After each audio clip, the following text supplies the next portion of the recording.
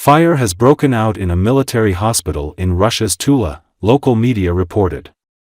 The fire that started in the afternoon continues in the evening. According to the reports, fire started in the hospital where conscripted soldiers were being treated. Covering an area of 1,000 square meters, it was caused by a short circuit. The roof and upper floor of the building are already completely burnt. More than 50 patients have been evacuated from the building. Over 200 people were said to be in the building during the incident, although there are no casualties. Some 65 firefighters and 22 equipment were brought to the area to extinguish the fire.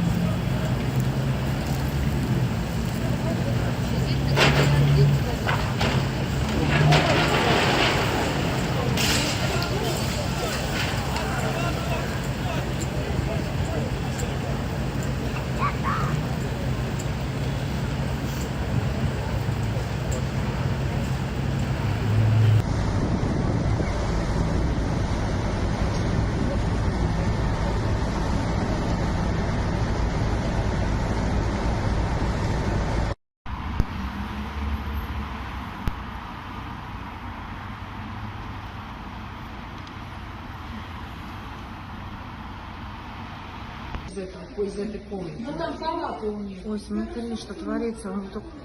У них все этажи палаты заняты. Мгновенно, посмотри, что творится. Из одной комнаты, а дым... Смотри, вообще весь верх горит. Все, а вот только что вот здесь не было дыма, смотри. 2 минуты там.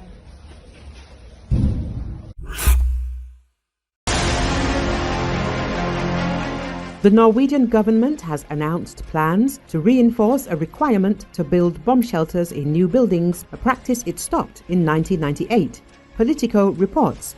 The decision comes as Moscow's full-scale war against Ukraine approaches its 3rd anniversary, and Russia, which shares a border with Norway in the Arctic Circle, shows no sign of backing down on its aggressive stance. There is more uncertainty around us. We must take care of the civilian population in the event of a worst-case scenario with war or armed attacks. Norway's Minister of Justice and Public Security, Emilie Enger Mehl, told public broadcaster NRK.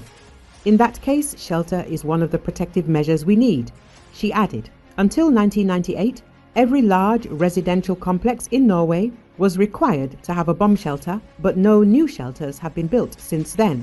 Mehl noted that the requirement would apply to complexes larger than 1,000 square meters. The government is proposing 2 types of shelters, new ones that would protect against chemical and radioactive weapons, and some to protect against conventional weapons that could be repurposed from subway stations or parking garages. The measure is part of an overall preparedness report that contains more than 100 different recommendations aimed at strengthening and preparing Norway for a possible war, as well as in the event of extreme weather conditions or events such as a pandemic.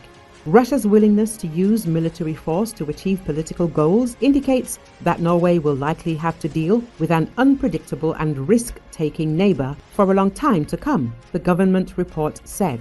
As media reported last month, Ukrainian Defense Minister Rustem Umerov said that Norway would finance Ukrainian production of weapons and equipment. According to him, during a visit to Oslo, he managed to agree with Prime Minister Jonas Gahr Støre and Defense Minister Bjørn Arild Gram that Norway would join the Danish format of support, direct financing of production in Ukraine. Norway said in the summer it would donate 6 F-16 fighter jets to Ukraine.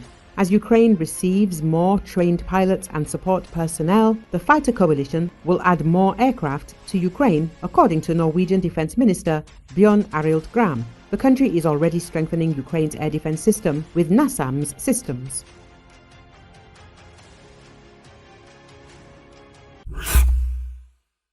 Ukrainian military analyst Vasyl Pekhnio noted that in 5 months of the Kursk operation, Ukrainian forces established a robust defense system. Over 5 months of the Kursk operation, Ukrainian forces established a defensive system where Russian advances are minimal and come at a high cost, especially since this is not Ukrainian territory. Key strongholds, such as Sudza and Malaya Lochnia, remain firmly held.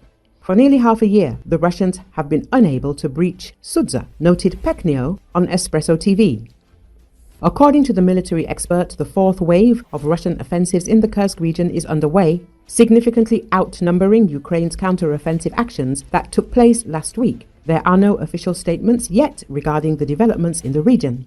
It is likely an improvement of Ukraine's tactical positions in certain settlements, although it could also be a countermeasure aimed at disrupting the latest Russian offensive wave, preventing the Russians from sustaining their current level of assault activity.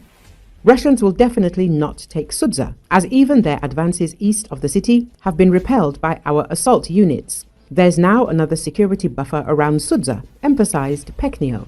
Earlier, President Volodymyr Zelensky said that Russian forces have sustained significant losses over 5 months of fighting in Russia's Kursk region. During the Kursk operation, the enemy has already lost 38,000 of their soldiers in this direction alone, with nearly 15,000 of these losses being irreversible, Zelensky added. He did not provide evidence to support the figures he cited for Russian casualties. Since the start of the Kursk incursion, Russia has also lost over 3,000 pieces of equipment and vehicles, the General Staff of Ukraine's armed forces claimed. This reportedly included 105 tanks, 575 armored vehicles, 330 artillery systems, 12 air defense systems, 12 multi-launch rocket systems, a plane and 3 helicopters, among others. Ukrainian forces had also taken 860 Russian soldiers as prisoners, which helped to facilitate exchanges and release of Ukrainian captives, according to the General Staff. The Kursk region lies on the border with Ukraine's Sumy Oblast, which has been experiencing daily attacks since Russian troops were pushed out of the oblast and back across the border in April 2022. Ukrainian forces launched a large-scale operation in the Kursk region in early August, capturing sections of the territory. However, the Russian military claims it has regained control over much of that land. On January the 5th, Ukraine reported initiating a new offensive in the area but shared limited information about it.